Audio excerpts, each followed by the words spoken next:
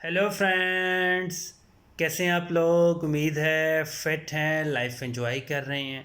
Friends, आज detail से video share करेंगे बेल फ्रूट प्लांट के अबाउट। और आज हम इसको सीड से ग्रो करने जा रहे हैं।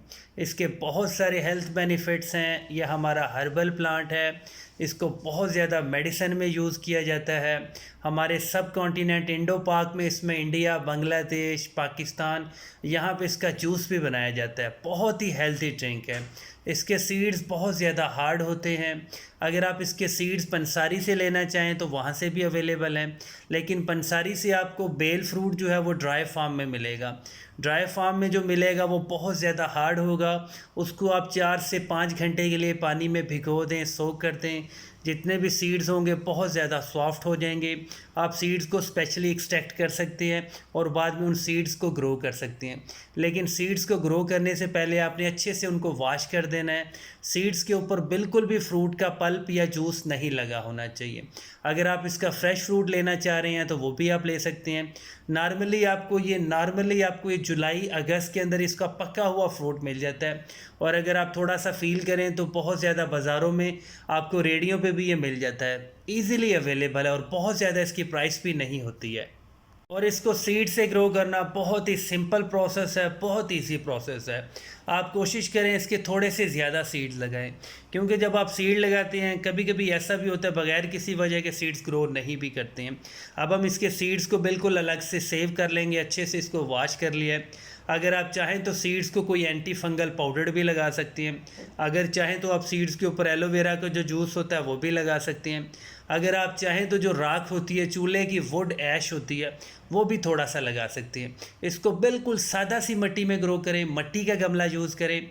और अगर आप ज़्यादा सीड लगा रहे हैं, अगर आप पनीरी बनाना चाह रहे हैं तो आप कोई बड़ा सा प्याला यूज़ कर लें, मतलब मिट्टी का कोई बड़ा गमला यूज़ कर लें। उसमें सादा सी मिट्टी फिल करें। और मिट्टी वो वाली फिल करनी है जिसको आप भालू मिट्टी कहते हैं, फल वाली मिट्टी कहते हैं। मतलब उसमें खुद से सैंड नहीं ऐड करना, वो नेचुरली सैंडी सॉइल होनी चाहिए। और सीड को आप जब भी ग्रो करते हैं आपने कभी भी बहुत ज़्यादा फर्टिलाइज़र नहीं देना। बेसिकली सीड को ग्रो करने के लिए आपको थोड़ा सा मॉइस्चर चाहिए होता है, थोड़ी सी ह्यूमिडिटी चाहिए होती है, और आपका सीड 100% ग्रो करता है। अगर आप बहुत ज़्यादा फर्टिलाइज़र को डोज करवा देंगे, गमले की मिट्टी में ऐड कर देंगे, जैसे ही आपका बेबी प्लांट निकलेगा वो हीट की वजह से आपका बेबी प्लांट बर्न होने लगेगा। उस पर कोई ना कोई हीट का अटैक हो जाएगा। इसलिए आपने जितना कम से कम फर्टिलाइज़र यूज़ करेंगे ज़्यादा बेस्ट रहेगा।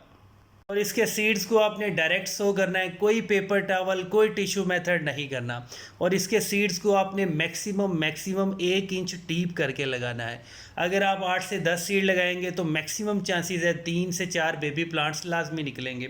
सीड्स लगाने के बाद आपने बिल्कुल सादा सी मिट्टी से कवर कर देना है, क्योंकि इसके सीड थोड़ा लेट जर्मिनेट होते हैं। मैक्सिमम 40 डेज़ 80 डेज़ भी लग सकती हैं। इसलिए अगर आप यहाँ पे कोकोपीट यूज़ करेंगे या कोई ऐसा मीडिया यूज़ करेंगे जो बहुत देर तक मॉइस्चर को होल्ड कर ले, तो वो सीड्स को फंगस लगा देगा। आपने यहाँ बिल्कुल सादा सी मिट्टी यूज़ करनी है। बहुत ज़्यादा कभी भी सीड्स के ऊपर मिट्टी नहीं डालनी।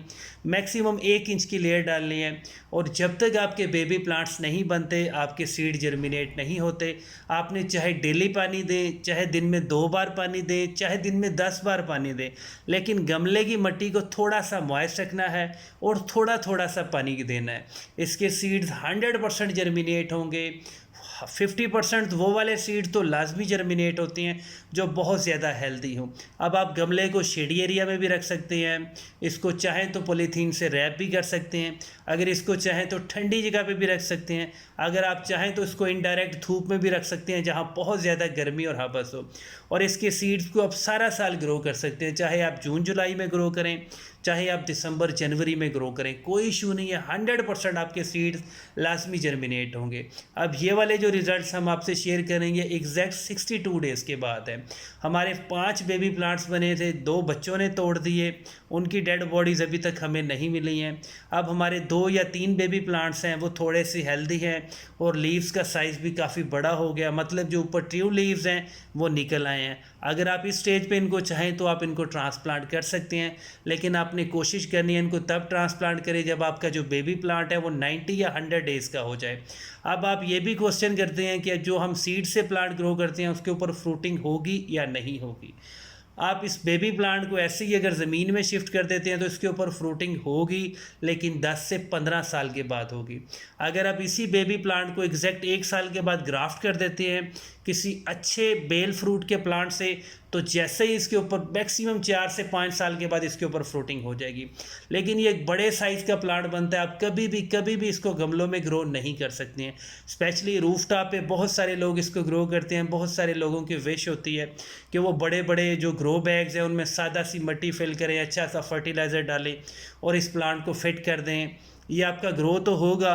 अगर आप बहुत अच्छी क्वालिटी का किसी नर्सरी से इसका ग्राफ्टेड प्लांट लाते हैं, वो 3 से 4 साल के बाद थोड़ी बहुत फ्रूटिंग तो देगा, लेकिन जब उसकी बहुत ज़्यादा वाइल्ड ग्रोथ होगी तो ग्रो बैग्स में कट लग जाएंगे। इसकी रूट्स बहुत ज़्यादा हार्ड होती हैं।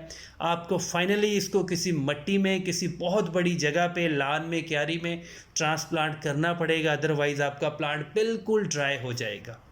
और जो बेल प्लांट की आपके पास वो वाले फ्रूट्स हैं जो आपने क्यारी में ज़मीन में लगाए हुए हैं, वो बहुत ही लो मेंटेनेंस प्लांट होते हैं। इनको बहुत ज़्यादा फर्टिलाइज़र नहीं पसंद होता, लेकिन थोड़ा सा ये इंसेक्ट कंट्रोल हो या पेस्टिसाइड हो, उसके मामले में थोड़े से सेंसिटिव होते हैं। आपने फिज़िकली इसके लीव्स को लाजमी फील करना है। अगर आपको वाइट स्पॉट्स नज़र आएँ तो समझ लो आप अच्छा सा फंगीसाइड ऊपर स्प्रे करें, या आप कोई भी पेस्ट कंट्रोल कर सकते हैं। चाहे तो आप केमिकल का स्प्रे कर सकते हैं, किसी भी केमिकल वाली शॉप से ले सकते हैं जहां एग्रीकल्चर की आपको केमिकल्स मिलते हैं। पॉलीट्रीन सी कर सकते हैं आप, और भी सल्यूट सी कर सकते हैं। बहुत सारे केमिकल्स हैं। अगर मीडियम साइज़ का प्लांट है तो अच्छी क्वालिटी का नीम ऑयल लें, उसमें थोड़ा सा बेबी शैम्पू मिलाएं, थोड़ा सा पानी मिलाएं, पूरे प्लांट को आप वॉश कर दें। लेकिन ये रेसिपी नॉर्मल और मीडियम साइज़ प्लांट्स के लिए। अगर आपका प्लांट बहुत बड़ी हाइट का है, जैसे 20 फीट, 25 फीट या 30 फीट का, वहाँ पे फिर नीम ऑयल का स्प्रे थोड़ा मुश्किल हो जाता है, आपको केमिकल स्प्रे करना पड़ता है। और ये एक बहुत बड़े साइज़ का प्लांट बनता है। इसकी जो ग्रोथ है वो थोड़ी सी स्लो होती है, लेकिन ऐसी स्लो नहीं होती कि आपको फील ना हो। अगर आप नर्सरी से इसका प्लांट लाने जा रहे हैं तो आप कोशिश करें जनवरी फरवरी में इसका प्लांट लगाएं, अदरवाइज़ आप इसको अगस्त सितंबर में लगाएं। ये 4 मंथ्स ऐसे हैं कि आपके प्लांट को कभी भी ट्रांसप्लांट शॉक नहीं लगेगा। आपके प्लांट की ग्रोथ बहुत ज़्यादा बूस्ट होगी। इसको आप जो भी फर्टिलाइज़र दें ये अच्छे से यूटिलाइज़ करेगा। लेकिन इसका जो बेस्ट फर्टिलाइज़र है वो गली सड़ी गोबर की खाद है। आप कंपोस्ट, वर्मी कंपोस्ट भी दे सकते हैं।